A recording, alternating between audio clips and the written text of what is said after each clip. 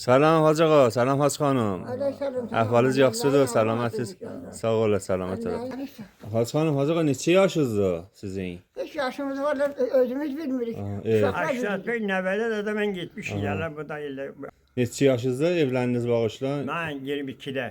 22-də. Ha, 22-də mən evləndim. O moğa 12 gün 12 Bunun gün kəbini kəsilmədi, 1-2 ay qaldı olacakmışım da. aşağıda. Ben sicilim aşağıydı.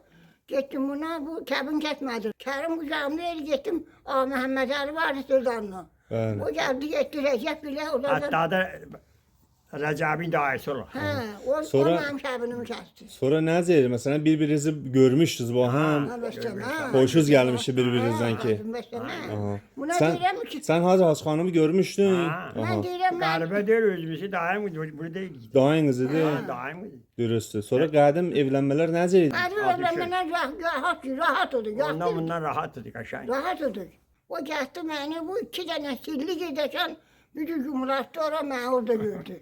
Silli giderken Aha. çizerden getirmişti. Orada bu da yardımda da dedim ben benim yardımda. Mən getdim ardım ayrı yana işim vardı da burada. Bu geçti ayrı O da yerden şeymiş. aldı, ayrı yer vermediler.